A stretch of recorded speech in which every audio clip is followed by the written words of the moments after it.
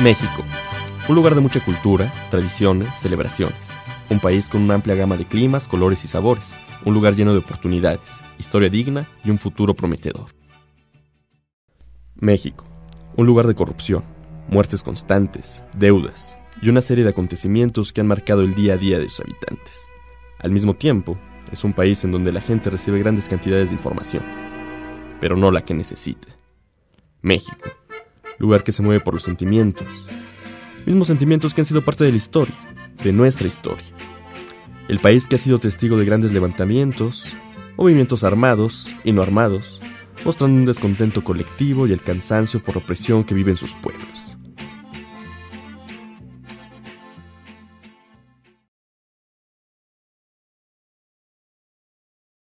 Un movimiento social es un movimiento en el cual participa la sociedad, obviamente, ¿no?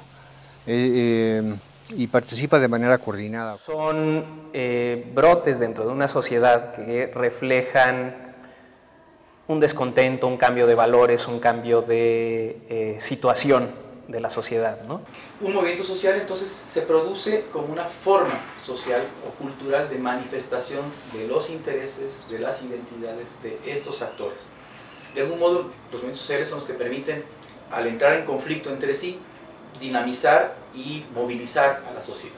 Tiene además la característica de que plantea una serie de peticiones o reivindicaciones que son o suelen ser más o menos profundas. En ese sentido, algo espontáneo que converge en una situación temporal en la que en determinado territorio o en determinada sociedad se demanda una necesidad. Es una forma de organización a través de la cual se manifiestan, se expresan esos actores que producen esas relaciones. Y lo que no es un movimiento es algo que puedas fabricar.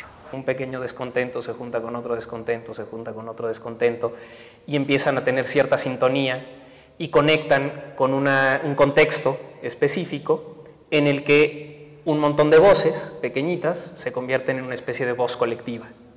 Un 2 de octubre de 1968, un grupo de jóvenes inconformes se manifestaron en la Plaza de las Tres Culturas, y uno de los objetivos principales era la liberación de los presos políticos.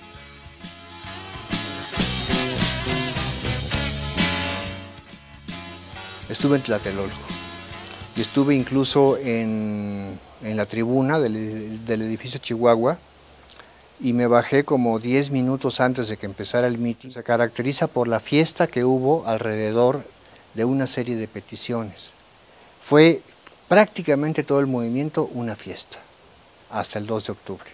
Nos sirvió para medir fuerzas con el poder de los medios de comunicación, por ejemplo, que informaban mal y mentirosamente acerca de las características del movimiento. Nosotros lo contrarrestamos a partir de la organización de las brigadas políticas, que eran grupos de 4 o 5 compañeros que se iban a organizar mítines. Pedíamos la desaparición del cuerpo de granaderos, que era el cuerpo represivo por excelencia. Pedíamos la libertad de los presos políticos, pedíamos en concreto la libertad de los dirigentes ferrocarrileros Demetrio Vallejo y Valentín Campa, y queríamos algo así, y se pedía pues como una democratización del sistema. A partir de ese momento, los movimientos sociales dieron un giro, mostrando el descontento de la sociedad en contra de los aparatos del poder.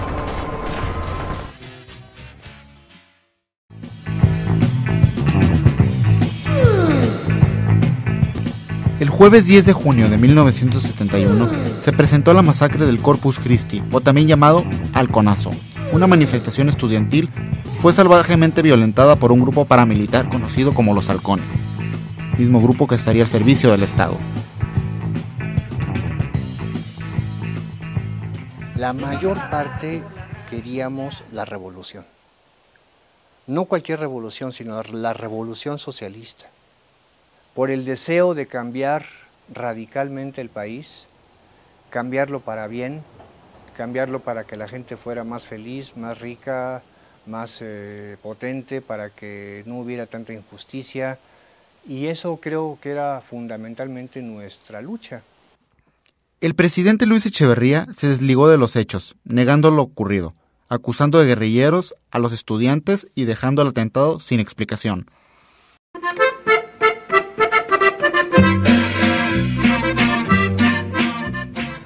En enero de 1994 surgió un grupo guerrillero denominado Ejército Zapatista de Liberación Nacional, que se levantaba en armas en contra del gobierno, mostrando su desacuerdo con el Tratado de Libre Comercio de América del Norte.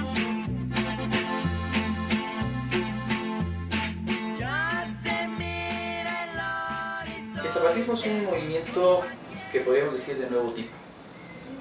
Alain Touraine, un sociólogo importante, ha dicho que es la primera guerrilla democrática del siglo XXI. Eso tiene implicaciones. Primero, el zapatismo surge, digamos, cuando se manifiesta en el 94, surge como un típico movimiento guerrillero de carácter revolucionario.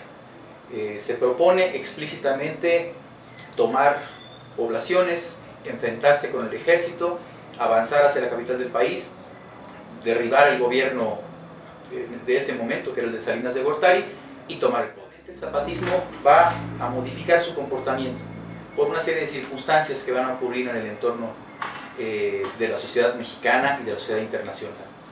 Muy rápido el zapatismo va a modificar ese discurso y muy pronto renuncia a tomar el poder. No es que no pueda hacerlo, no sabemos si lo hubiera podido hacer o no. Lo cierto es que explícitamente dice: nosotros no queremos tomar el poder, queremos transformar las relaciones de poder. No queremos formar un gobierno ni derribar un gobierno.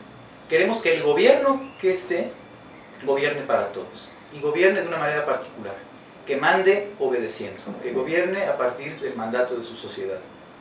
No queremos imponer una forma única de organización social.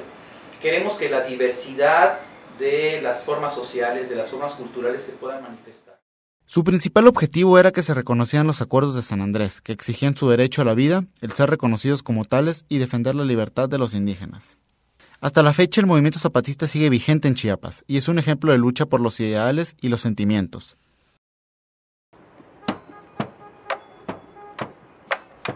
En mayo de 2012, en plenas elecciones electorales, un grupo de 131 estudiantes de la Universidad Iberoamericana publicaron un video en el que contestaban preguntas a funcionarios públicos. Yo Soy 132 es un movimiento en apoyo a los 131 jóvenes que, ajenos a cualquier postura partidista, se manifestaban.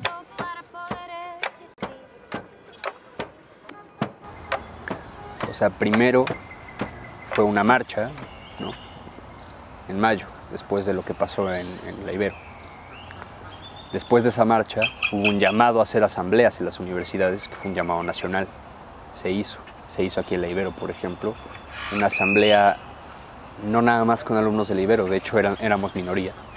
Se hizo una asamblea interuniversitaria. ¿Qué tal si en vez de eso hacemos trípticos de información llamativos, completamente objetivos de cuáles son las propuestas de los candidatos, hacemos proyecciones de documentales distintos a los que pasan en la televisión sobre qué es la telebancada, por ejemplo, qué son los medios de comunicación, cuánta cobertura tiene el duopolio televisivo? Entonces era una, pues sí, cruzada por la información. Viví el impacto, uno de los impactos mayores, que fue cuando nos arrestaron, ¿no? Estábamos acampando en el Zócalo de la ciudad de Puebla, éramos 63 personas y llegaron alrededor de 200 granaderos de la policía municipal a desalojarnos a golpes. O sea, tú no sabes si los van a golpear, si van a desaparecer, no sabes. Porque la situación política en el país, la situación de seguridad en el país, entonces, pues quién sabe, ¿no?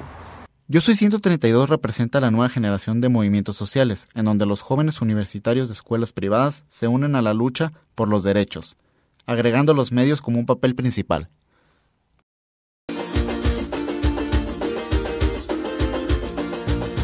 Durante mucho tiempo, los movimientos sociales han expresado los sentimientos del pueblo, las voces que no han sido escuchadas.